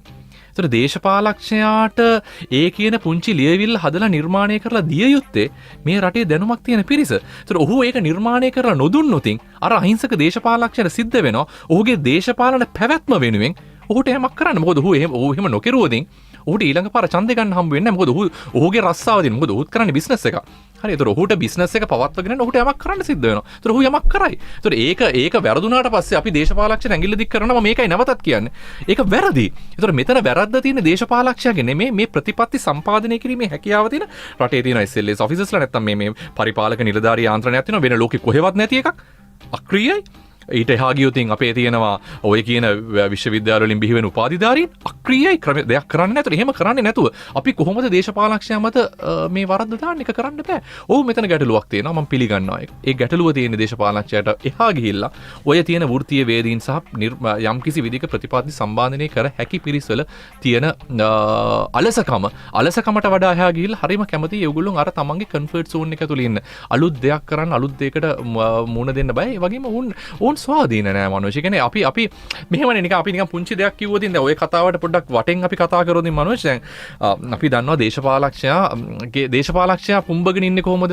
දේශපාලකයා පුම්බගෙන ඉන්නේ හොඳ කියන්නේ අපි රජ්ජුරුව වගේනේ අපි දකින්නේ රජවරු මනින්න හදන්නනේ try කරන්නේ. අඩුම ගානේ ගම ඇතුලේත් නිකන් පුංචි අර යුව රජෙක් හරි අපිට දකින්න ඕනේ. ඒ කියන්නේ අපි හොරෙක් වංචාකාරයෙක් අපි පෙන්නලා තියලා ගන්න. ඒතර අපි ආසයි ලස්සන ඇඳුමක් ඇඳගෙන හොඳ වාහනයකින් බයින්. හැබැයි අර උගත් මිනිස්සයාගෙත් උගත් බුද්ධිමත් මනුස්සයත් උත්සාහ කරනවා නම් හොඳ වාහනයක ගිහිල්ලා හොඳ ඇඳුමක් ඇඳගෙන ගිහිල්ලා ඒ කියන සමාජ පිළිගැනීම ගන්න මං හිතනවා අපිට වැරදිලා කියලා.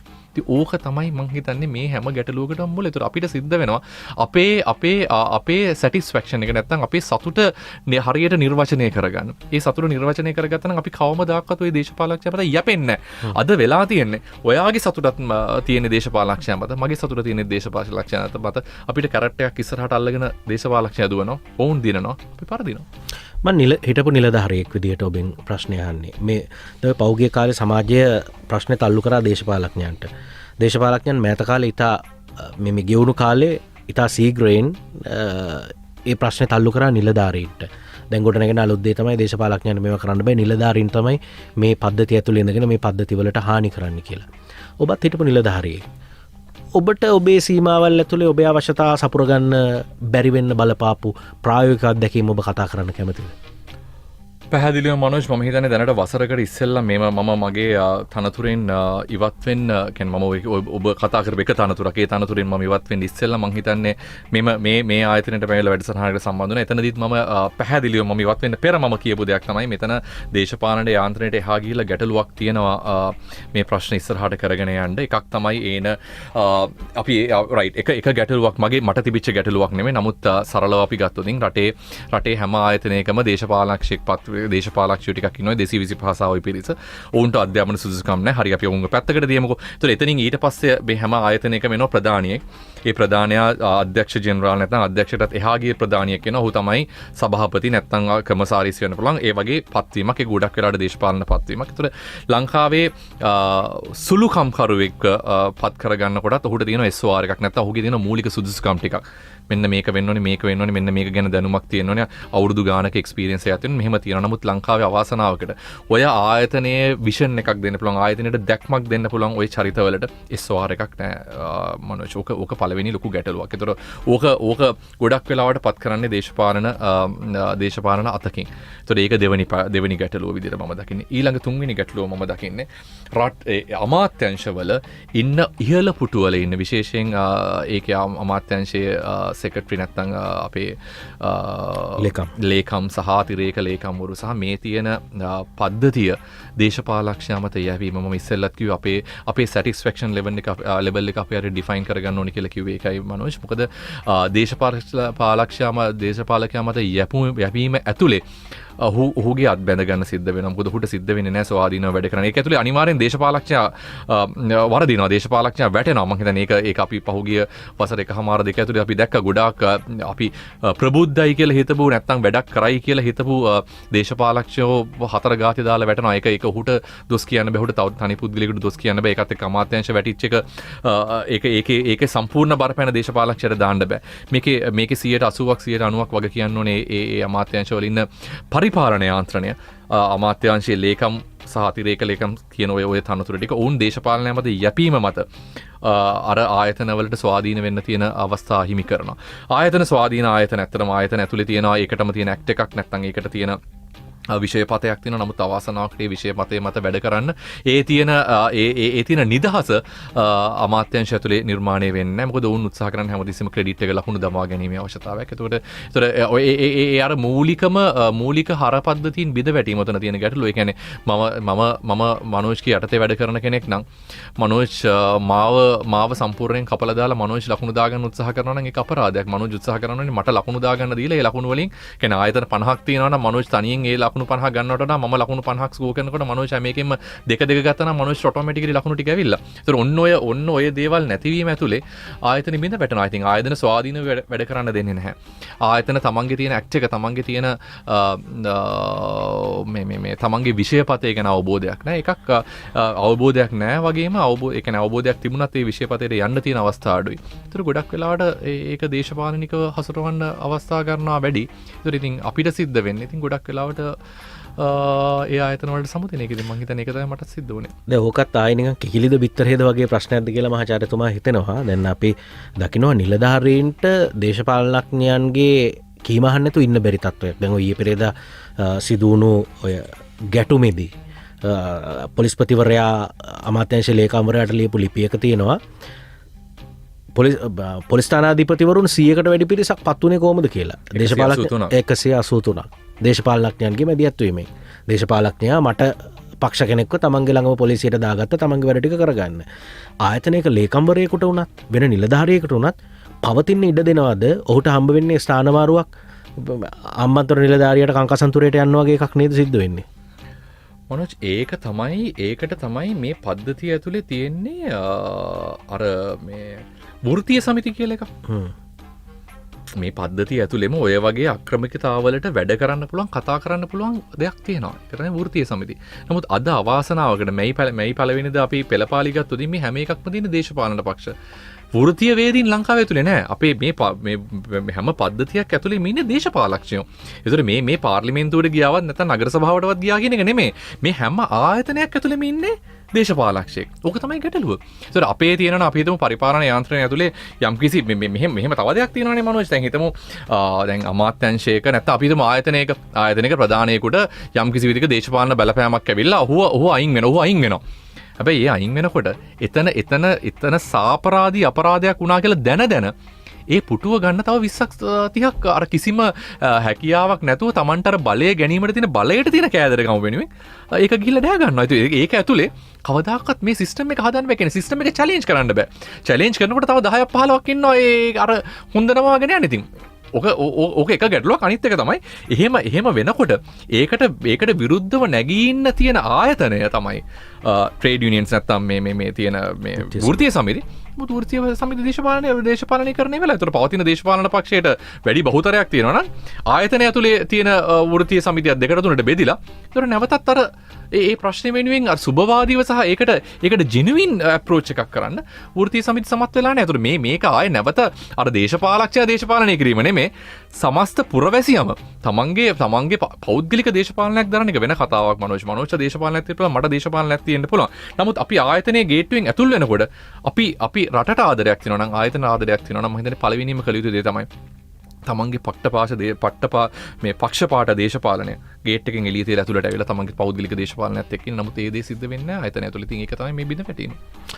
හොඳයි මේ වර්තමාන තත්ත්වය මං හිතන්නේ ආයෙමත් දෙපාරක් හිතන්න නැගිටින්න අලුත් දෙයක් කරන්න යම් අවදානමක් අරගන්න හොඳ වෙලාවක්. ඒකට අපිට අත්දැකීම් ටිකක් ඒකට පාරක් පෙන්වන්න ඉඩක් වෙන් කරන්න තියෙනවා නම් ඒ වටිනවා. ඒ වෙනුවෙන් තමයි අපි අද මේ අවස්ථාවත් උදා කරගන්නේ. අපි කෙටි විරාමයක් අන්ලිමිටඩ් තුලින් ලබා ගන්නවා.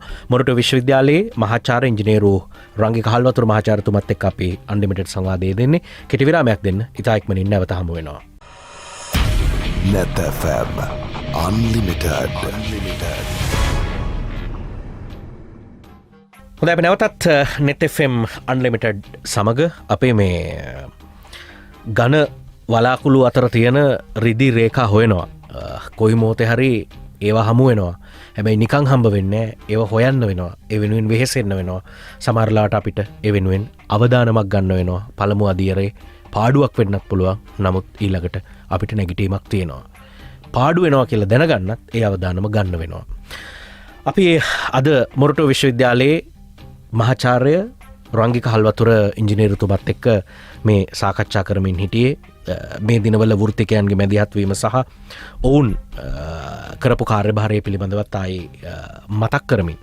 දැන් මේ පෞගිය දවස්වල අපි දියුණු වෙමින් පවතින රටක් වෙලා ඉඳලා දැන් ඔබ කියන්නේ සංවාදී රටක් කියලා. මේක මනින නිර්ණායක මුදල නම් ආර්ථිකමය කාරණාම නම් ඉදිරියට එන්නේ අපි මැදි ආදායම් රටක් මට්ටමට ආවා. ඊට පස්සේ අපිට මොනවද ගොඩනගෙන්න ඕනේ? සමාජ සංස්කෘතික වටපිටාවල් ගොඩනගෙනවට වඩා අපි යටිතල පහසුකම් දියුණු කරන්න උත්සාහ කරා.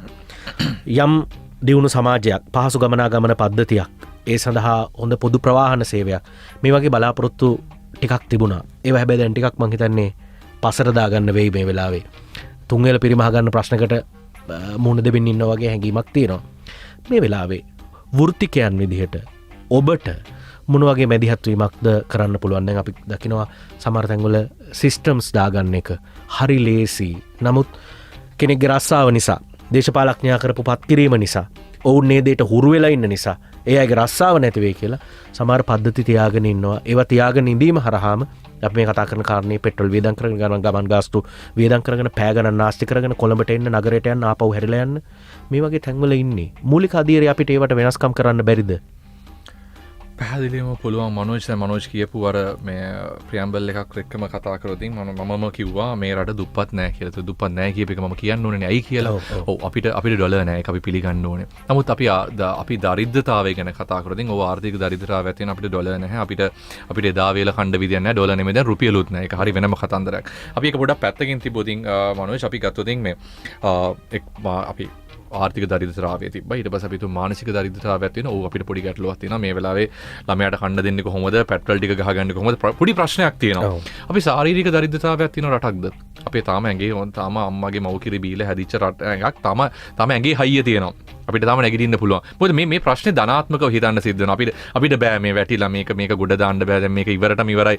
දැන් තියෙන හෙට මූදෙන් පීනලා හරි ඉන්දියාවට හරි යන්න ඕනේ කියන මනසෙන් මිදෙන්න ඕනේ පළවෙනි. මොකද ඒක ගොඩක් වැදගත් මනෝජ්. මොකද මේ අපි කරන ලොකු වැරද්දක් විශේෂයෙන් යමක් කළ හැකි පිරිස්. මොකද මෙතන හරි අසරණ කමක් තියෙනනේ මනෝජ්. මෙතන බහුතරයක් මේ රටේ ඉන්න මිලියන 22ම කන පරිප්පු වැටේ ඉඳලම බදු ගෙවලා යම්කිසි විදියක උස්මහත් කරලා පිරිසක් නිර්මාණය කරලා තියෙනවා රට වෙනුවෙන් වැඩ කරන්න කියලා. සමහරලාට ඉංජිනේරු වෙන්න පුළුවන්, වෛද්‍යවරු වෙන්න පුළුවන්, මනෝජ් වෙන්න පුළුවන්. අපි හැමෝටම වියදම් කරලා තියෙන මේ රටේ මිනිස්සු. ඒතර අපි මේ මිනිස්සුන්ට ණයයි. මම හැමදාම දැන් අද 25 වෙනිදා මේ එතකොට 25 වෙනිදා වෙනවා කියන්නේ මගේ උර මත ලොකු වගකීමක් වෙනවා. මොකද මට අලුත් තව පඩියක් එනවා. ඒතර මට හරි බරක් ඒක. ඒතර ඔය දේ ඔය කියන්නේ අපි සමාජයට බරයි කියන එක ණයයි කියන එක අපි තේරුම් අරගෙන නැහැ. ඕකයි මම කිව්වේ අපිට ලොකු යුතුයකමක් තියෙනවා මේ වෙලාවේ මිනිස්සුන්ට බලාපොරොත්තුවක් දෙන එක. මේක වැටිලා මේක කරන්න දැන මේක නන්නත්තර මේක නම් ආය හදන්න බෑ කියන මතෙන් මේගොල්ලොන්ව මුදවා ගැනීම තමයි මනෝජ් මේ රට ගොඩ දාන්න තියෙන පළවෙනිම ක්‍රමය. මොකද මිලියන 22ක් මේ වෙලාවේ වැටලා ඉන්නවා. 22ම නෙමෙයි වෙන්න බෑ මිලියන 2ක් සැප පහසු ඉන්න ඇති ඔය කියන ඒ තමන්ගේ සුකුරු තන් එක්ක ඉඳගෙන. නමුත් බහුතරයක් මේ වෙලාවේ වැටලා තියෙනවා. උන්ට බලාපොරොත්තු සැපිය යුතුයි. ඒක තමයි මම දෙන්නේ පළවෙනිම කළ යුතු දේ. ඒකටයි මම කියන්න උත්සාහ කරේ අපි දුප්පත් නැත. ආර්ථික දරිද්‍රතාවයක් තියෙනවා. ඔව්. මොකද ශාරීරික දරිද්‍රතාවයක් නැහැ කියලා. සංස්කෘතිකව ලංකාවේ දරිද්‍රතාවයක් නැත කොහෙත්ම. ලංකාවේ කොළඹත් අඩි 3-4ක් කාරනකොට අපිට අර සිංගප්පූරුවේ ඉන්න සිංහයට වඩා වැඩි යමක් පෙන්වන්න දෙයක් මේ රට ඇතුලේ තියෙනවා. නමුත් අවාසනාවකට අපි අපේ දේවල් අගය කරන්නේ නැහැ. ඒතර මේක අපි හරියට කළමනාකරණය කරගත්තොත් අපේ තියෙන ශාරීරික හැකියාව සහ සංස්කෘතික හැකියාව සහ මේ අනිත් කියන දේවල් වල දරිද්‍රතාවයක් නොවැතිවීම අපි හරියට කළමනාකරණය කරගත්තොත් මේ අපේ තියෙන මානසික දරිද්‍රතාවය නැති කරනවා කියන එක ඕවර්නයිට් වැඩක්. ඒකට තමයි මං කිව්වේ මිනිස්සුන්ට බලාපොරොත්තු දිය යුතුයි. ඔය ටික හරියට කළමනාකරණය කරගත්තොත් රටට ඩොලර් ගේනවා කියන එක පැත්තකින් අපිට ආයෝජන ඉන්න ඕනේ. අපිට එළියෙන් සල්ලි ගේන්න ඕනේ. ඒ වගේම තමයි අපේ වියදම් පාලනය කරගත යුතු රුපියල් 100 සහ 99 සහ 101 කතාව අපි යම්කිසි විදිහක කළමනාකරණය කරගත යුතුයි. ඒතර ඔය ටික කොහොමද කරන්න කියන එක බොරුවට නිකන් ප්‍රශ්න ගැන කතා කර කිය නිකන් මේක හොද දාලා මඩේ දාන හොද වැඩක් නැහැ. විශේෂයෙන් තාරුණ්‍යයට මම හිතන්නේ ලොකු වගකීමක් තියෙනවා මේ වෙලාවේ. අපි ස්වාධීන වෙමු. පළවෙනියම මම හිතන්නේ ආර්ථික සහ මානසික සහ ඔය කියන ශාරීරික මේ තත්ත්වවලින් මිදිලා අපිට පළවෙනියම සිතන්න වෙනවා මනෝජ් මේ කොහොමද අපි ස්වාධීන වෙන්නේ නැත්නම් ස්වාධීන මතධාරීන් බවට පරිවර්තනය වෙන්නේ. ඒකට මම හිතනවා මනෝජ් මේ ලොකු කාර්යභාරයක් තියෙනවා ජනමාධ්‍යවේදීන්ට සහ ජනමාධ්‍ය ආයතන වලට. මොකද අපිට නිවැරදි දත්ත සහ නිවැරදි තොරතුරු සමාජගත කිරීම සහ මේ පුද්ගලයා මේ චරිතය කොහොමද ස්වාධීන කරන්න කියන තැනට ගෙනියන්න ලොකු රාජකාරියක් මම හිතන්නේ ජනමාධ්‍යවේදීන් සහ ජනමාධ්‍යට තියෙනවා. මම හිතන්නේ ඒක මම නිරන්තරයෙන් කියව යුතු දෙයක්. මොකද අපි මේ රාජකාරිය පැහැර අරලා තියෙනවා. අපි හැමතිස්සෙම අපි නිකන් දැන් අපි ගත්තු net FM ගමුකෝ දැන් මෙච්චර දවසක් මේ වැඩසටහනට දීලා තිබුණේ දේශපාලකයෙකුට. ඇවිල්ලා මෙතන පැය එකමාරක් දෙකක් බොරුවට කියවලා මම හිතන්නේ බොරුවට කියන්න බෑ. කියවනවා. නමුත් ඒක යම්කිසි විදියකට යාවත් කාලීන වෙනවා. නැත්නම් මේක පොළවේ ඉඳවනවාද කියන එක පිළිබඳ ගැටලුවක් තියෙනවා. එහෙම ඉඳුවා නම් මේ රට මේ විදිහට තියෙන්න බෑ.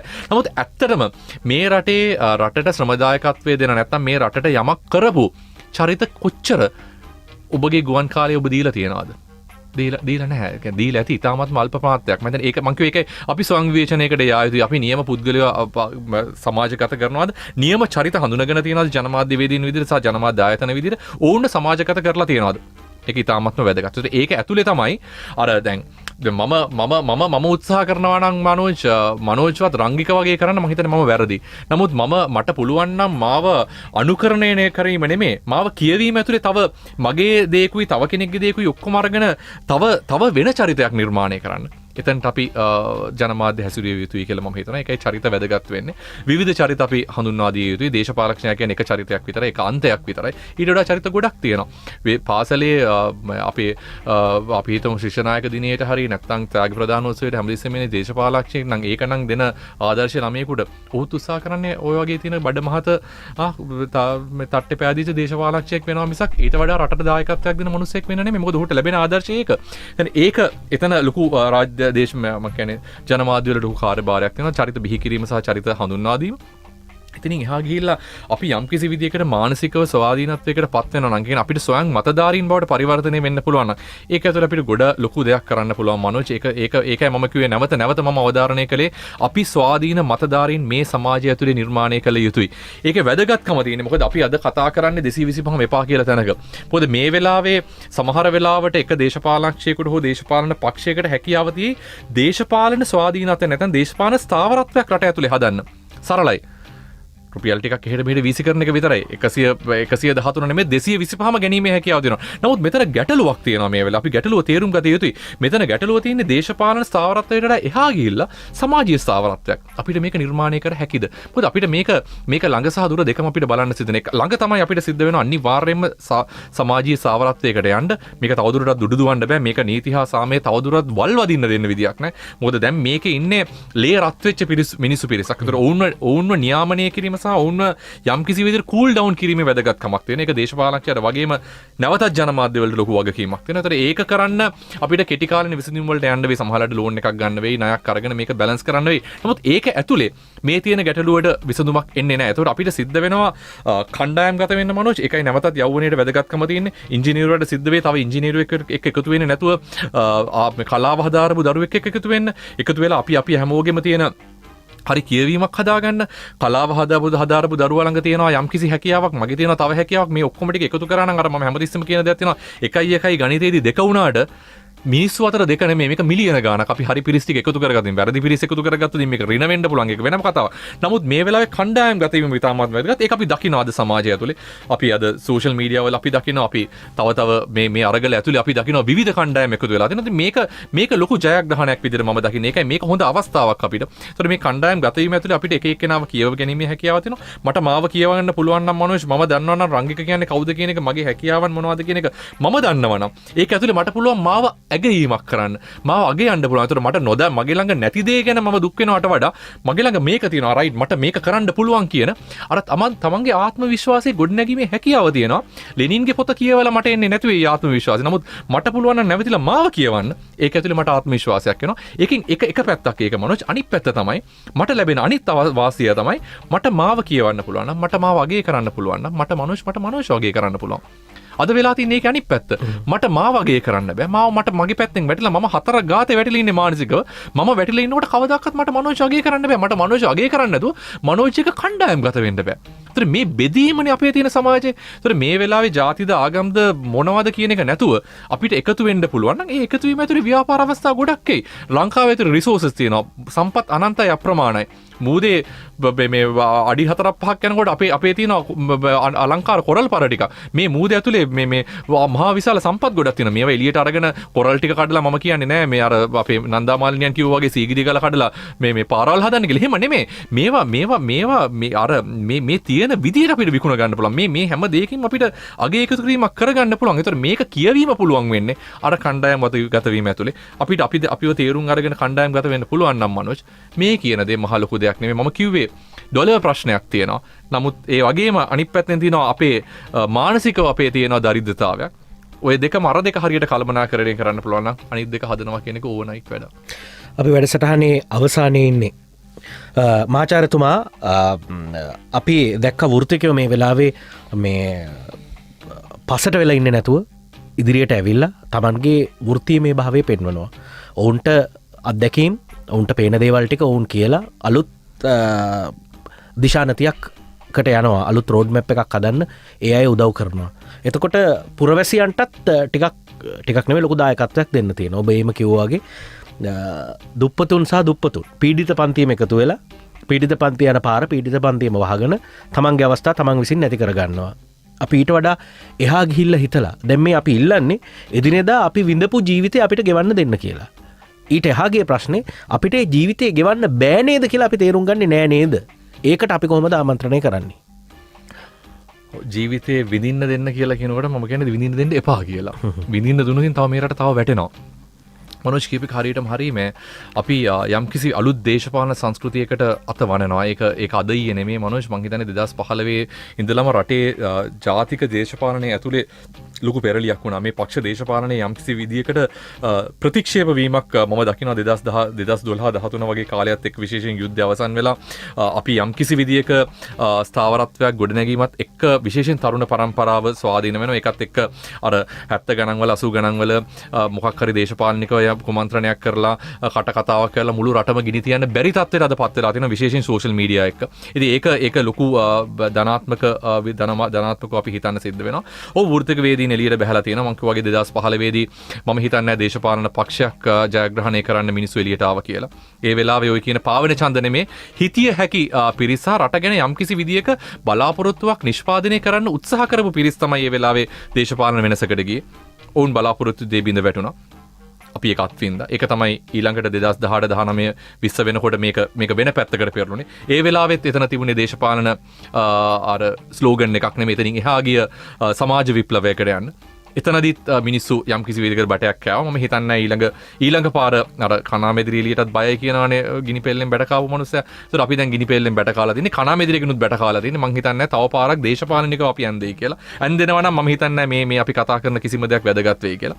වෘත්තික වේදියට ලොකු මේ වෘත්තීය වේදියට තියෙන ලොකු කාර්යභාරයක්. ඒක මෙහෙමයි මනෝජ්. ඇත්තටම දැන් අපි කියන්නේ 2015 වෙදිත් අපි try කරා මිස්සුණා. 2019 වෙදිත් try කරා මිස්සුණා කියලා. ඒකට මම ප්‍රධානම හේතුවක් විදිහට දකිනවා එකක් වෘත්තීය වේදියා ඔහුගේ අර මම නැවත කියන්නේ අර ඔහුගේ satisfaction level identify කරගෙන හිටියේ නැහැ. ඔහු මේ පෙරලිය කරේ Tamanට දෙයක් බලාපොරොත්තු වෙන්න අපි fail. ඒක වුණා අපි දැක්කා. මොකද දේශපාලකයන් fail වෙනවට වඩා දරුණු විදිහට අපි ඔය කියන වෘත්තීය වේදීන් fail වුණා පහුගිය දශකයේ ඇතුළත. ඒතර ඒක එක ගැටලුවක්. අනිත් එක තමයි අතහැරීම. අපි ගෙනල්ලා බැටන් එක හරි දැන් ෂේප් දැන් තිබ්බා ගියා. ඒතර ඒක අතාරලා බෑ. මොකද අර මිනිස්සු හරි අසරණයි. මේ මිනිස්සු පව්. ඒ කියන්නේ මිනිස්සු ඊට වඩා දෙයක් කරන්න බෑ. ඒතර අපි ගෙනිච්චා නම් ඒක තව ටිකක් අපිට ගෙනිහිල්ලා ඊළඟ පරම්පරාවට දෙන්න ඕනේ. මේ බැටන් චේන්ජ් එක හරියට අර රිලේ එකේ බැටන් චේන්ජ් එක නොවුනොතින් වැටෙනවා. මේක තමයි අපි පහුගිය අර දේශපාලනිකව වෙන වැටීම වෙනම කතන්දරයක්. නමුත් සමාජීයව මේක ලොකු ගැටලුවක් විදිහට දැක්කා. ඒක අපි නිරාකරණය කරගත යුතුයි.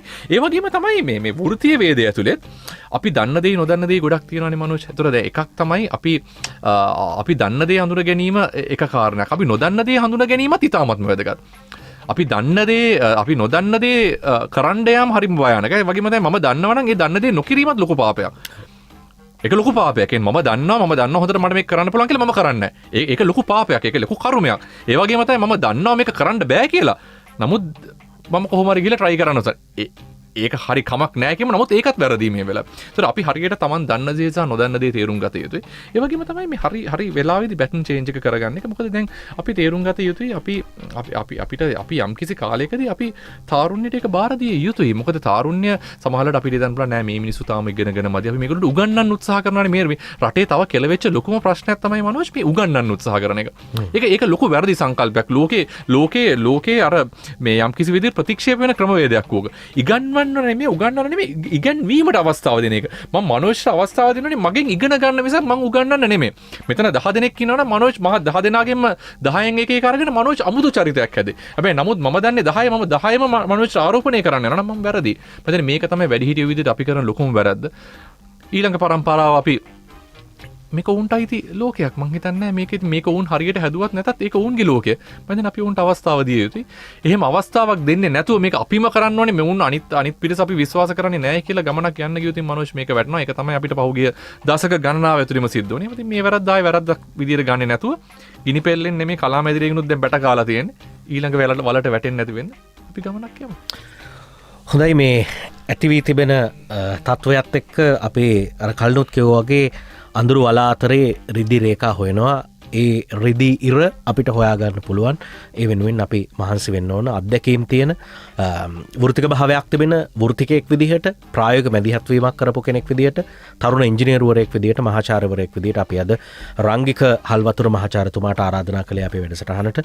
ඔබේ අත්දැකීමත් එක්ක ඔබේ දැක්මත් එක්ක සමාජය අපේ ශ්‍රාවකයන් යම් ආකාරයකින් දැනුම්වත් කරන්න මේ වෙලාව වෙන් කලාට බේවින් සූතිවන්ත වෙනවා. බොහොම ස්තුතියි මහාචාර්යතුමා. බොහොම ස්තුතියි. හොඳයි එහෙනම් අපි යලිත් දිනක හමුවන බලාපොරොත්තු ඇතිව අදට net fm unlimited තුලින් සමුගන්නවා. ප්‍රාර්ථනීය සැමට සුබ රාත්‍රියක් ආයුබෝවන්. Net FM Unlimited.